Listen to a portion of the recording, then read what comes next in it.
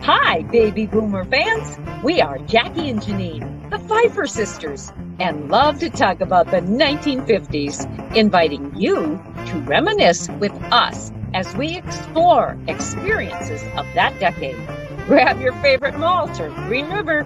Make sure you are wide awake and get ready to be inspired about the 1950s. Welcome to the 1950s Fun Chat. Hello, friends. We're so glad you're with us again today for another wonderful guest story about the 1950s and how this person lived then and might have a totally different story than what you had in the 1950s. Jackie, this is number 144 in our guest role, you might say, of our 1950s Fun Chat. Take it away. We're anxious to hear her story. Well, greetings, everyone. Those of you who are viewing, to begin with, please look at the lower left, the lower bottom. www.whilethewindmillwatched.com is where you'll find all sorts of information about the book While the Windmill Watched, A Slice of Rural American History in the 1950s. And also, in the upper right-hand corner, you see a picture of that book. So we're going to start because this is an opportunity to learn more history of the 1950s. So our guest today is Phyllis Schrag. She was born in 1948 and thus knows much about the 1950s. She was raised in a small town in Chancellor in southeastern South Dakota. Phyllis has a master's degree in gifted education, speech, and theater. Her career resume includes educator, touring artist, and South Dakota humanities scholar and storyteller. Phyllis has 2 grown sons and 2 grandchildren, and she lives in Ames, Iowa. So welcome, Phyllis, to the 1950s Fun Chat. Thank you. I'm happy to be here. And let me just say in the intro with your pictures, you were just the cat's pajamas, you two. You were. Thank you. And one correction, we say Schrag. Schrag. We could only afford one vowel. I see. Well, I'm glad you had that. It works. It works. Okay. So one of the goals of the 1950s Fun Chat is to further educate our viewers of modern history of that decade. Many Fun Chat guests have shared their experiences of growing up in a small town. But tell us about your small town experiences and perhaps at least one fact that you feel is atypical of other small towns. My small town called Chancellor, which we kids lovingly called Chance in the Cellar. We had to find our own entertainment, and there was no TV. It was what we called a poke and plum town. And by that, I mean, it was so small, you could poke your head out the kitchen window and be plumb out of town. It was that cute. It was a town 4 blocks by 6 blocks. And I take some credit for it being developed because my great grandfather, Frederick Meyer, came to Dakota Territory at age 19 and established that town, a hardware store, a bank, a grain mill, and a telephone company. Oh, interesting. So my claim to fame is that my small town was actually started by one of my relatives. Now, in that small town, we really had run of it. My brother and I, and there were 6 kids, 2 parents in our family. So I have an older brother, and then my sister, then my next oldest brother, and then me. And I'd been perfectly happy if my parents had stopped having kids then, but they did not know that you should not drink from the same pop bottle. Oh, is that the secret? That does it, huh? Because we didn't get any sex education, so we had to invent our own, and we were pretty sure that swapping spit on a pop bottle would get you pregnant. And my parents promptly went ahead and had 2 more kids. So you can see the pattern: boy, girl, boy. My mother was pregnant for the 6th time. Even though my parents married late in life, they still had 6 kids. That baby, all the neighbors and the aunts and the grandmas and cousins knitted and crocheted and quilted a pink layette set for my baby brother. Oh, who was almost 13 pounds. Oh, your mama. Yeah. And the babies just kept getting bigger. And, you know, we did have a doctor in our town, but nobody knew about gestational diabetes. Pregnancy was not a disease. So when he was born, my mother said he bawled all the way home from the hospital till they got that pink stuff off of him. And then he was a happy baby. Oh my goodness. Sweet. Now, in my town, we lived by the whistle, and maybe other people did too, but we had a 6 a.m. whistle to wake people up. And there were people who had a half a day's work in already by 6 a.m. And then there was a noon whistle, which called you home to dinner. Now, a lot of sophisticated people had lunch, but we had dinner. And then in the 6 o'clock whistle at night was for supper. And lunch was what you might have between breakfast and dinner and between dinner and supper. And you might have a little lunch before you went to bed at night. Mm-hmm.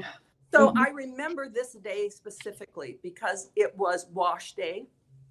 That was Monday. Mm-hmm. And my brother and I were riding our bikes throughout the town. We could be anywhere as long as we were home when the whistle blew. And 1 block from our own home, the gravel windrows that were typical of country roads were all our town roads. And when they got full of potholes, the man who ran the maintainer, we called it a maintainer, it's a road grader, but he would drop the blade and scrape the gravel to one side. And I admit I was showing off, and I said, "Look, Bobby, no hands." And I went right into that gravel windrow and skidded and got a terrible road rash, broke open some old scabs. The lady who saw it, and we were taught out of respect to call all the older people in our town grandma and grandpa, whatever their last name was. This would be Grandma Burfeint. And she was out hanging up her wash, which there was a trick to. You didn't just do it willy-nilly. The first thing you did was hang out your sheets or the road. And the next thing was the underwear. Because God forbid that anybody should know, 1, that you wore underwear, or 2, what size or shape it was in. She had a mouthful of clothespins. And I remember she was a portly lady, kind of shaped like a pear. She waddled over to where we were, and she picked me up and my brother and brought us right into her kitchen. Now, that would never happen today. You might not, if you knew your neighbors, you wouldn't dare to bring a kid into your house, but she did. She had one of those big round tables that when you have Christmas or Thanksgiving, you put 8 or 10 leaves in, you serve 40 people. But I remember this, and it had a yellow oilcloth tablecloth. Before God had time to invent plastic, so it was what she had, and it had clumps of 1 or 2 cherries with stems and leaves. Oh, that is truly 50-ish. Yes.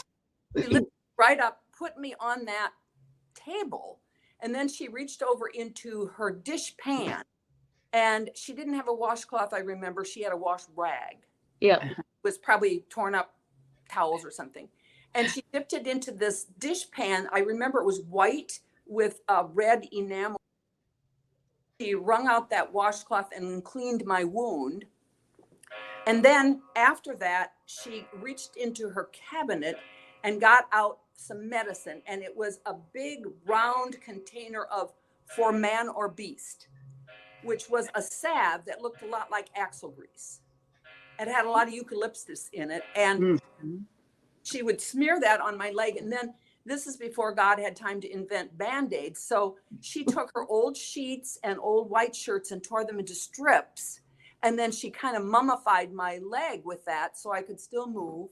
And then I remember she had an old cook stove over to the side, which her son, who was the farmer, would bring in a bushel basket of cobs that she did it with. And she had a big silver tea kettle at the back that was always full of water. And she gave us tea.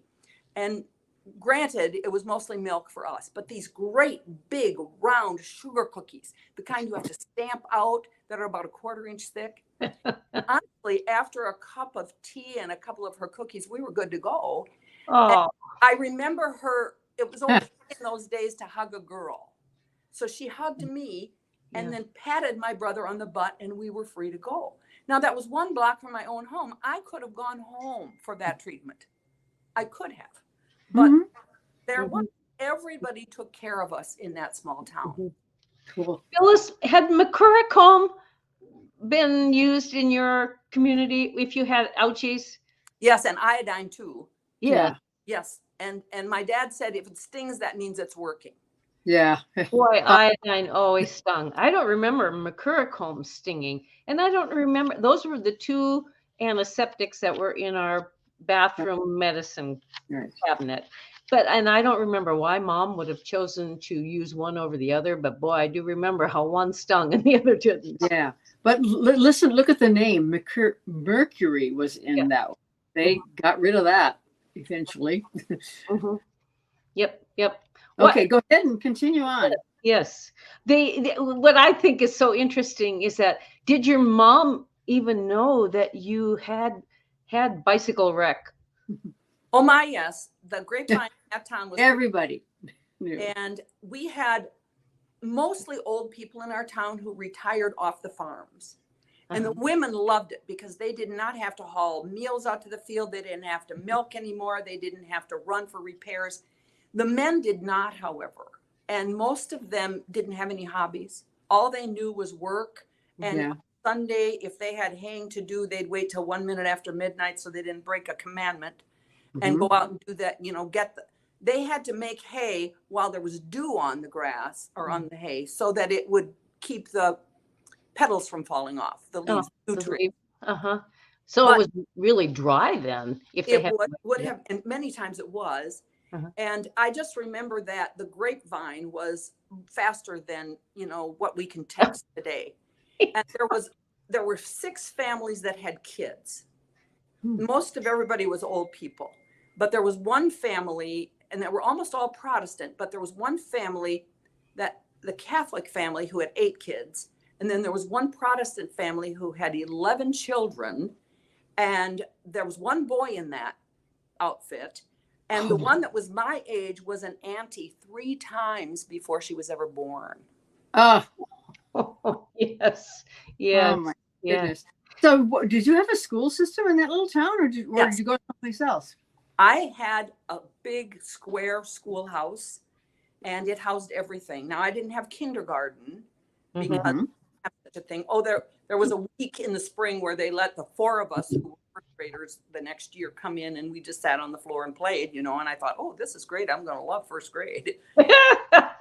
But it was one of those big square box buildings. And of course, there must never have been any handicapped people because there were stairs everywhere. So if you walked in the front door, there were 8 steps up. And if you went to the right, that was the primary room, grades 1 through 4. And if you went to the left, that was the intermediate room, grades 5 through 8. And then the stairs went around. So there were 2 sets of stairs, one for the boys and one for the girls. Nice. Because you did not dare to let them walk up together because God forbid what would happen. Interesting. And so when they met at the top, there was enough supervision up there that girls could go up. And my childhood I thought, that's the high school. The reason it's a high school is because it's Yes. Did you take your lunch every day then? No. I was so jealous of those country kids who got a lunch pail. They had such amazing things to eat, sandwiches and baked goods and fruit and little containers that had juice in it. And I had to go home and have a hot meal. Yes. Poor kid. I was so happy when we had Bible school. And in that small town, we had 3 Protestant churches, one church, and then a church across the way, and then a country Presbyterian church. And at that time, we had 2 weeks of daily vacation Bible school every morning and every afternoon. I got to take my lunch then. And, our parents loved it because they had 6 weeks of free babysitting all summer long. The church worked it out. So, one church had it the first 2 weeks in June, and then the next 2, and then yes. What was carried in your lunch bucket then when you went to Bible school? Well, I had high C. Because that came in a can. And then I liked peanut butter and banana sandwich. And kind of got to make our own. And then we could have chips, which we didn't often get. And then Mom kind of insisted that you have some roughage like a celery stick or, carrots or something like that, which we rarely ever ate. But I was visiting with a friend of mine, and I was asking her what she had in her country school. And she said, well, they had chickens. And so they always had egg sandwiches every day. She said, I was so sick of those egg sandwiches that when I'd walk to school, the 1.5 or 2 miles it was, I threw them out. Said one day my dad saw me do that. He was plowing with the tractor. He saw me doing that, and she said, I got such a talking to because times were lean, and that's protein that was fast and easy. And she didn't understand that because other kids had lunch meat or, you know, sausage or something and cheese. And she said it made such an impression on her. Even today, she said, I kind of tear up sometimes when I make myself an egg sandwich. Oh, the memories, how they imprint in our mind. Yes. You need to write a book, Phyllis. Have you about your childhood? Have you do a lot of storytelling about my childhood, and sadly in South Dakota, those little towns are just drying up and blowing away. And so one of the things that South Dakota Humanities wants to do is preserve some of those stories.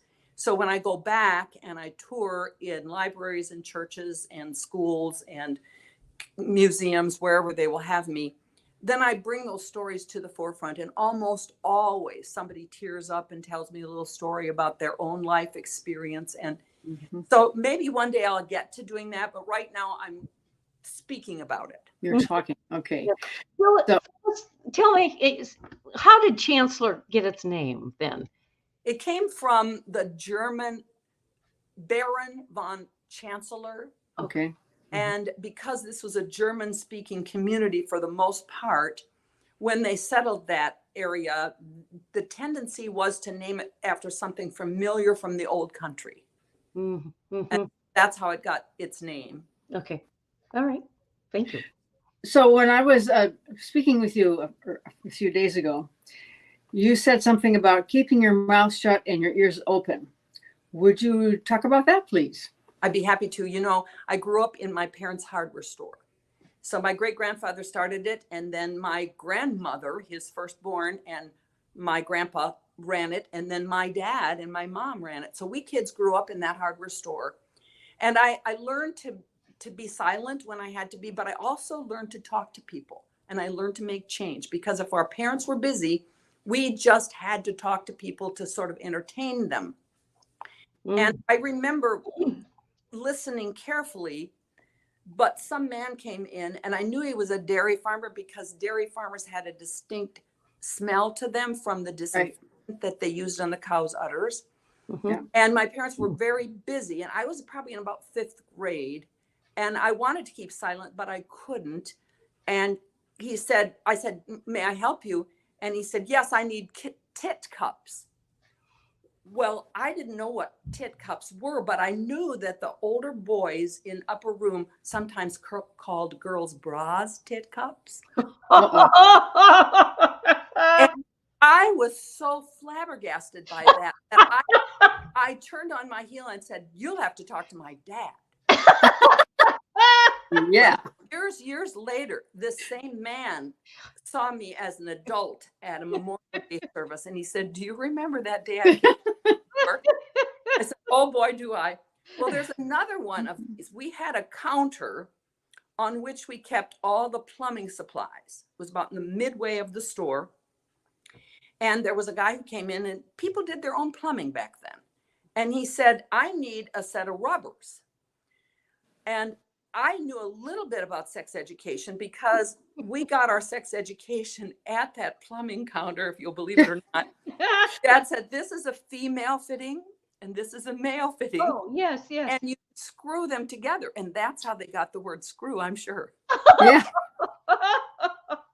My goodness, the wonderful education, the variety of education you received in the. So that was another deal where I said, you have to talk to my dad. But I remember going with my mom. We had 2 circles in our church, the Dorcas circle, which was the afternoon circle, and then the Mary Martha circle, which was the evening. And they alternated months for funerals. Oh. And my mother brought me with her. And I remember playing with my paper dolls, which I made out of Sears Roebuck catalog figures. We called Flathead family. Because, you know, they always showed the body, but not a lot of the head. So I had and I was sitting in the corner quiet.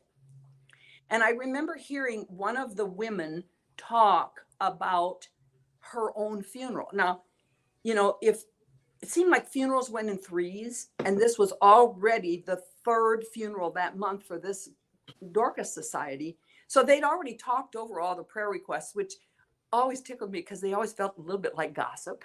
Yes, it can. Yeah. But she said, I can tell you one thing. I am not having that preacher. And here's the thing. We got preachers who came right out of the seminary. They had a lot of head knowledge, but they did not know how to shepherd a congregation. And we felt that it was our job to train them up in the way they should go. So we apart from it. And this guy had offended her a couple of ways. And I knew of one of them. One of them was, in my growing up years, a woman did not get to keep her own name. She got married and she became Mrs. Larry Schrag. Mm-hmm. And this was what we would have called in those days an old maid. And her name was Lena Doken. I remember that. And I was behind her in the old church where the pastor stood there, and you could not get past him without shaking his hand and telling him how wonderful his sermon was. And this was his first paid sermon. We had just installed, he and his wife and their brand new baby, in the parsonage, which people don't even know what a parsonage is anymore, but it was the house provided by the church. Mm-hmm. Well, this man was standing there and glad handing people, and he reached out his hand to her and he said, Mrs., and she was supposed to fill in her husband's first and last name. She pulled her hand back. I'll never forget this, by keeping my eyes open and my ears open and my mouth shut. She pulled her hand back as though she had put it in a vat of boiling water and looked him square in the eye. And she said, Miss Lena Doken missed out on everything. Oh. Yeah. Oh. So in baseball terms, that was strike one against him. There was another strike against him when the Sunday that was April Fool's Day, it happened to be on a Sunday, and he asked everybody to find second extrapolations. And there is no extrapolations. And she was whipping through her Bible, and then she realized she had been duped. Yeah. That was strike two against him. And so I remember her pontificating about her funeral, and she said, that preacher, and she said, still wet behind the ears, which took me a while to figure out that that's somebody who's so newborn. Mm-hmm. Wet behind the ears. Said, that preacher is not preaching over my dead body. No, sir. And then she told what scripture she wanted, and I remember it was that many mansions passage, where the disciples don't know what's happening, and Jesus said, let not your heart be troubled. Believe in God, believe also in me, because in my Father's house are many rooms, and I've got a place for you. And the other thing that she said, which I'll never forget, most of our pastors were Dutch speaking from early on, and probably went to country school speaking Dutch before they could ever speak English. And when he pronounced pallbearers, it came out ball bearers. Oh. And she said, never forget this. And she said, there ain't no man in this church that's going to be my ball bearer. And then What a character. she said, I weren't good enough to take out while I was living, and they ain't taking me out after I'm dead. So there. So as a kid, I just remember I was supposed to keep my mouth shut. And I did remember all of these things that people unwittingly said and didn't know that we were listening. And I remember those men who retired off the farm. They would come downtown to our main street, which was 1.5 blocks long. And they would sit under the awning of my parents' hardware store on an old church bench. Mm-hmm. And they'd come out about 1 after they'd had lunch or their noon meal and maybe a little nap. And they'd sit there and wait for the 4 o'clock mail truck. And if we kids would walk by, they would immediately go into German because they didn't want us to hear or understand what they were saying. And as a kid, they could just as well have spoken English because what we thought they said was way worse. It all sounded like swear words to us. So when you, what is a standout item in your mind that your parents sold in their store? I remember this very much. They sold everything.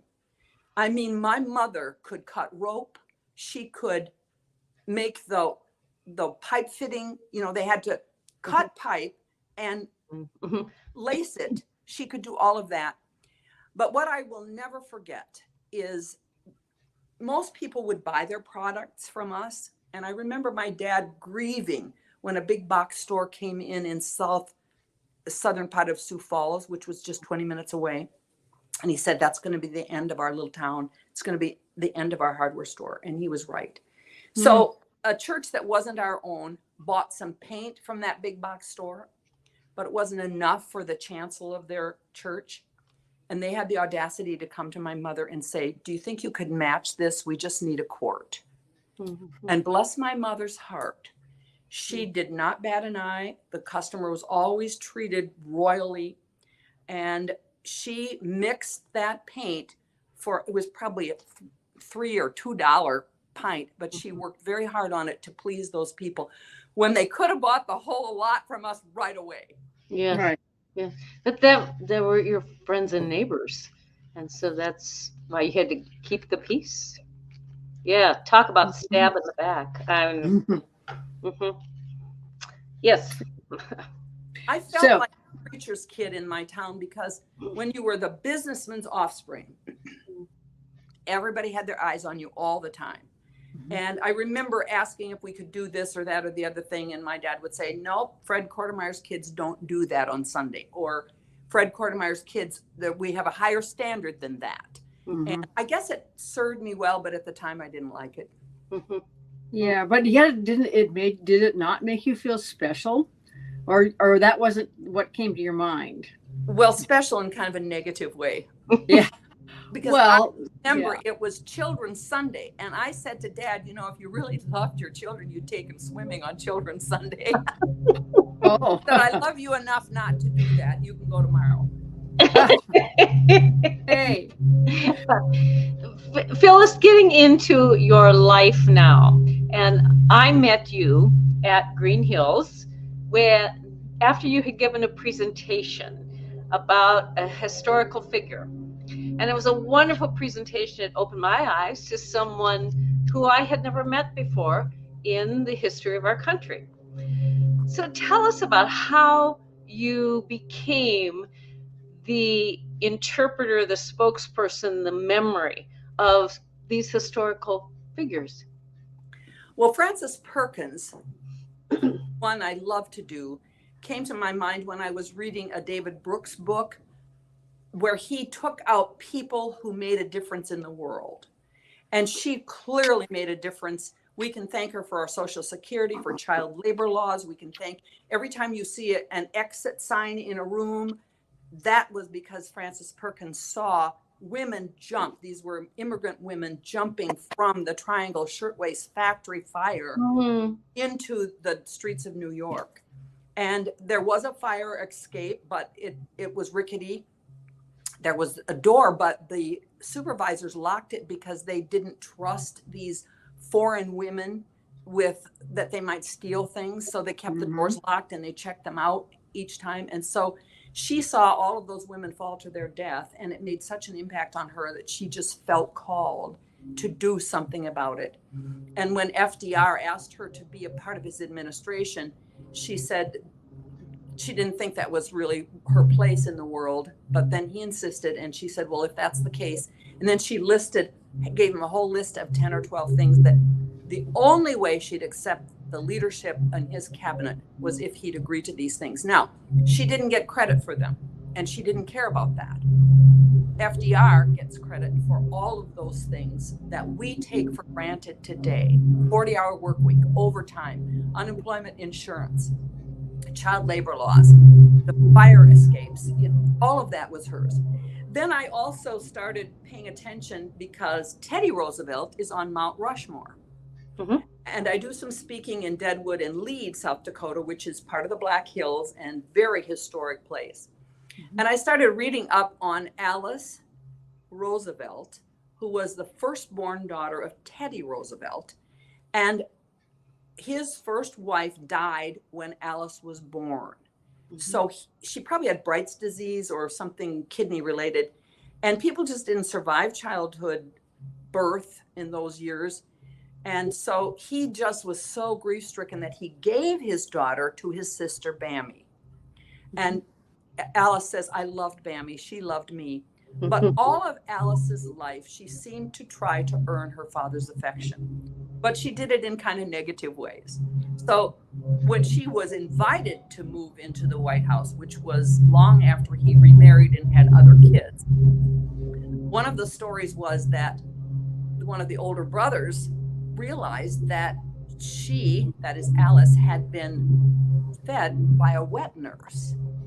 And all the other children, of course, were breastfed. And so this teenage boy started running around the house saying, Alice was fed by a sweat nurse. Alice was fed by a sweat nurse. Not realizing he was supposed to say wet. And so Alice did several things that were so interesting. One was she was a real campaigner for her father, very astute campaigner. But she was also a bit of a rebel. So she smoked cigarettes, which was almost unheard of then. And Teddy said, you may not smoke cigarettes under my roof. And so she went on the top of the Capitol roof. Okay. Where there's a will, there's a way. She was known for showing up at White House dinners with her pet snake, Emily Spinach, around her neck. Emily Spinach was her pet snake. And it was when they were served this wonderful, magnificent dinner, she ate everything with her hands, with her gloves on. A bit of a rebel. Yes. But kind of rebel. Well, didn't he say something about I can't do these two things. I either have to run the country or run Alice. Yes. It was a senator who came to him from his party and said, look, you've got to get a grip on your daughter. And that's when Teddy said, look, I can run the country or I can take care of my daughter, but I can't possibly do both. Right. Yeah. And Teddy has a lot to do with North Dakota. Yes. For sure. The Teddy Roosevelt National Library. Presidential Library. Yeah, is being built at Medora now. Right. And it will be dedicated on July 25th of 25. July 4th? Is it July 4th? July 4th, I'm sorry, of 2025. Right. Yes. And when you're in South Dakota then, are there other very memorable historians from that state that you present about? Well, I've done Libby Custer, and that was from the Center for Western Studies. And they have a big event. They're trying to preserve what we know about Western expansion at the Center for Western Studies, which is in Sioux Falls on the campus of Augustana University. Okay. And so for that event, they created the band that would have played for Custer when he was moving his troops. And so then they asked me to dress up as Libby Custer and speak from a wife's point of view, what it was like to travel with her very famous George Armstrong Custer husband. And of course, there's a big part in there about weather, because weather can change that fast in the plains. And it was one of those beautiful, beautiful, balmy days. And then it switched like that. And the encampment was just overgrown with drifts. And then how do you survive? How do you get enough meat? That sort of thing. And, the children's blizzard book, that is very popular. That monument for where that took place is as the crow flies from where my husband and I farmed on his family farm in our early years of marriage, just a mile and a half as the crow flies. And those kids, that poor, probably 16 or 17-year-old girl who was the teacher in that country. Thought she was doing the right thing, and those kids out. And the family that lost kids attended our church, and they said, the mother never recovered from the loss of all of her children. So weather is impactful. One of the things we loved to do in our town was go tobogganing. Ah, And because my dad and mom sold appliances, when they would take in an old refrigerator, they'd take the door off, of course, because you wanted to be safe. But what we would do, my oldest brother would drill a hole in the top part of that refrigerator so that the slick part was on the bottom, run a rope through it and put it through the bumper of a car or a pickup. And then we kids would line up on that refrigerator door. And then, we were instructed that if you think you're going fast or out of control, let go of the rope. But boy, would we whip around, ice roads was the most fun anybody could ever have. Very dangerous, but a lot of fun. Were you ever in a horse-drawn sleigh or horse-drawn toboggan? No, I never was. Uh-huh. But I want to talk a little bit about Christmas because in my town, Santa came not on a sleigh, but on the fire truck. Mm. So we had Santa Claus Day, and it always struck me as kind of odd that all the other towns had Santa Claus Day too on the same day. It seemed like those little towns would agree to do that because otherwise you'd have Santa hopping, back at every town, if kind of like Halloween hoppers. But I remember the sack, and maybe you got these too. It was a grocery sack about this big, and it was full of peanuts in the shell, and then some other mixed nuts. And then there was a little brown bag, I remember, that had ribbon candy and the candy that you sucked in it. We had the same pattern all the way through. And we would get a nickel Hershey bar. Oh, special. Yes, and this was a little naughty. I had 4 brothers, and they said, well, was it a male Hershey? I said, what do you mean? He said, well, the one with nuts. Oh, yeah.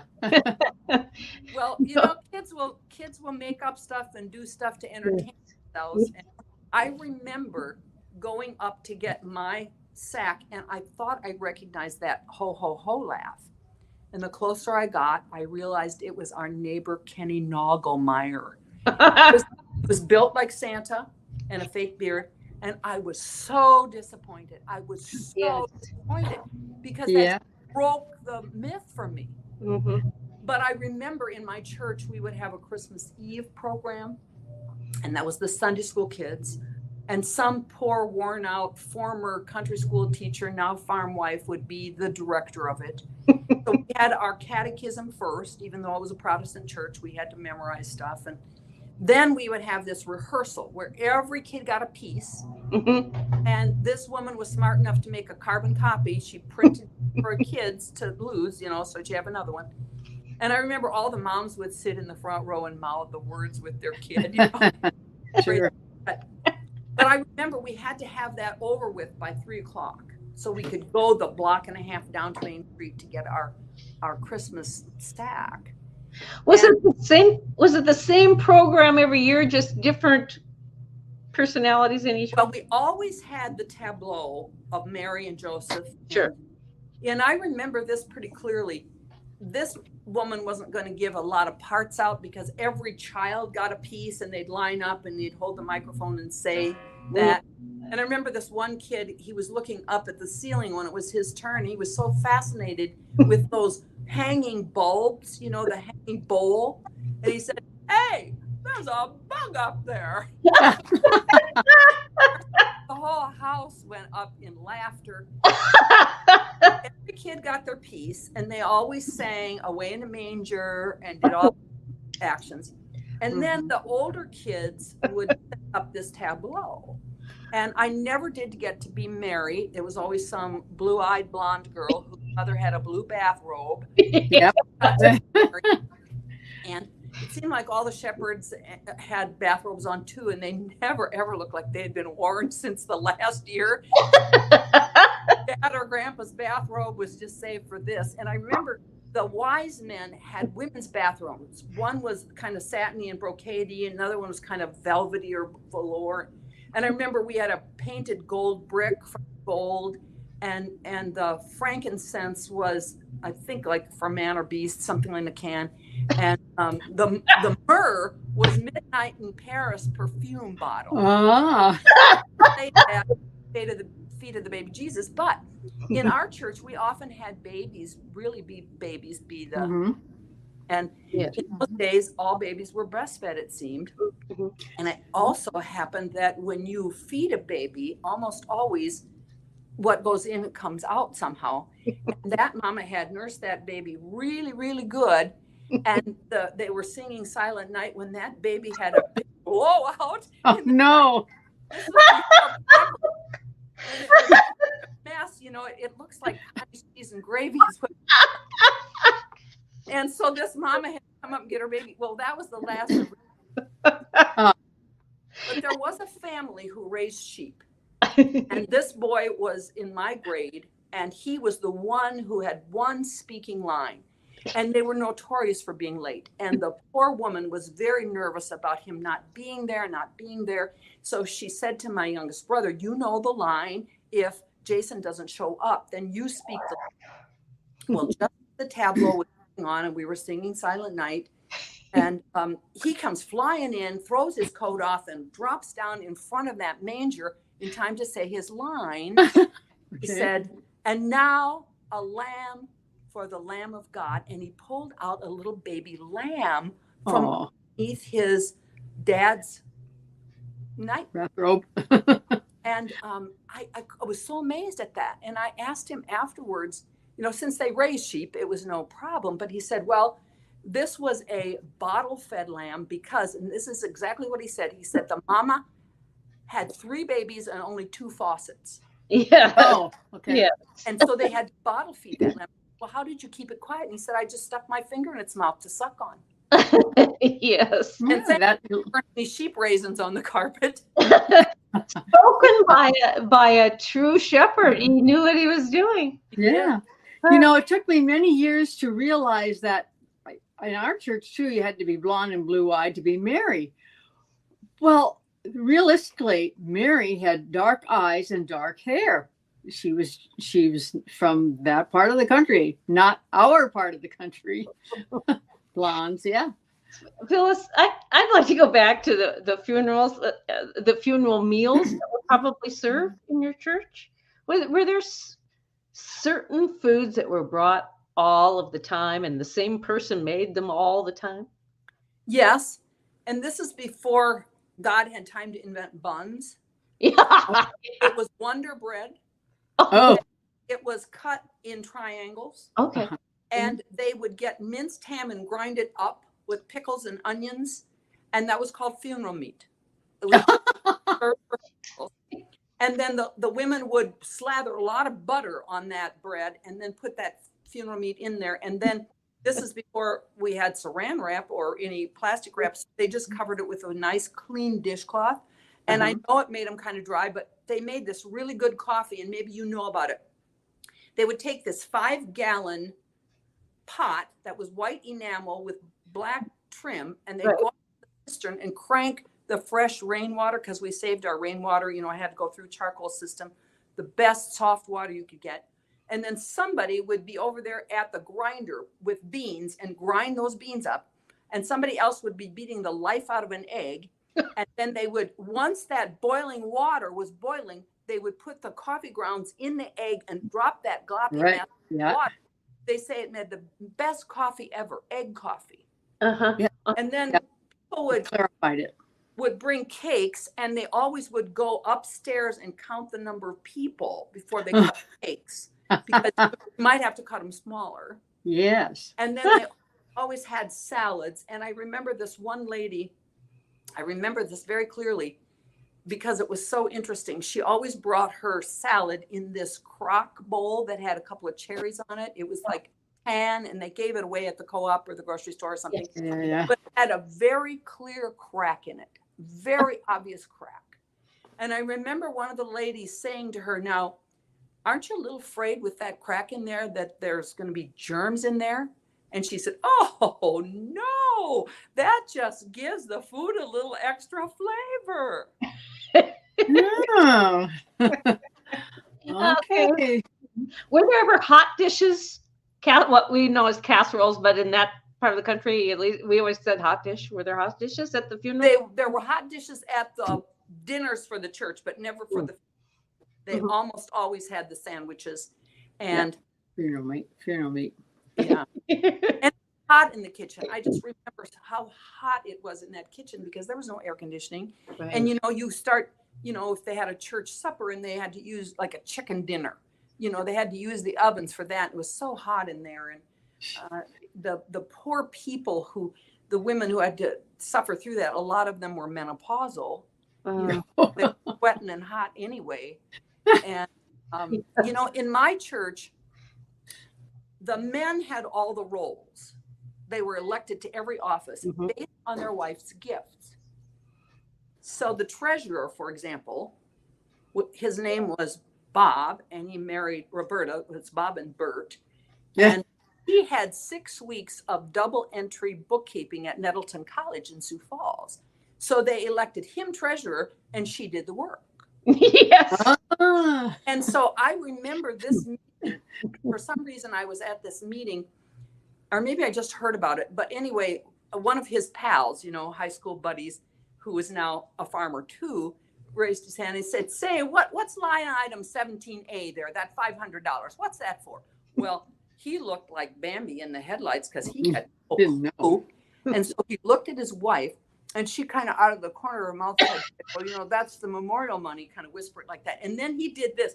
He went, "Oh, yeah," like he just forgot, Yeah. "Oh, yeah, that's the memorial money." Well, for a whole long time, the Mary Martha Circle thought we'd have air conditioning. Even in the old church, they should have air conditioning. And several times they had tried to get it through, but somebody would always put the nix on it. And I remember once that the pastor said, "Well, if you think the kitchen is hot, think how hot the fires of hell will be." Yeah. So, or he'd say something like, "Well, that $500, look what that would do on the mission field." And I thought to myself, Oh. yeah, a raise in the preacher's salary. But the story goes, now I wasn't there to hear this, but some people say it was a put-up deal. I don't know, but they called Roberta, her husband, accidentally. He didn't mean to be mean, but he went into the farmer's co-op oil to order heating oil for the winter. And he said, "Yep, we're going to save on heating oil this year. We're just, my wife has them hot flashes." He said, "We're just going to prop her up in the middle of the parlor, and she's going to radiate heat to the whole house." So then the farmer oil workers started calling her Radiator Roberta. But never to her face, But some people said it was a put-up deal. But one of her friends stood up at a meeting and said, "I move." She didn't say, no, she said, "I make a motion." She didn't say Robert's Rules of Order. "I move that we," Yeah. say, "Chairperson, may I have the floor?" No. She said, "I make a motion. We use that $500 for a window air conditioner." And somebody else jumped up and said, "I second it." And somebody else said, "All those in favor remain seated." And bing, dada, boom. They had a $500 Amana air conditioner in the window. Okay, in the window. When they built the new church, I had to sing for a funeral there, and I went purposely into the kitchen, and there it was, cranking out the BTUs to keep those women comfortable. Good for them. Woo-hoo. That's a great note to end on. Yes. Oh, Phyllis, we could continue to hear your stories so much longer, but unfortunately our time is over. Thank you so much for being our guest. What a great fun chat. You've kept us in stitches, and I know our audience will love it. Thank you. Yes, and You're very welcome for inviting me. Thank you so much. It has been indeed a fun chat. So, visitors, people who are watching, people who are just listening, tell your friends, even your relatives, about this 1950s fun chat. Till next time, toodaloo. Bye-bye.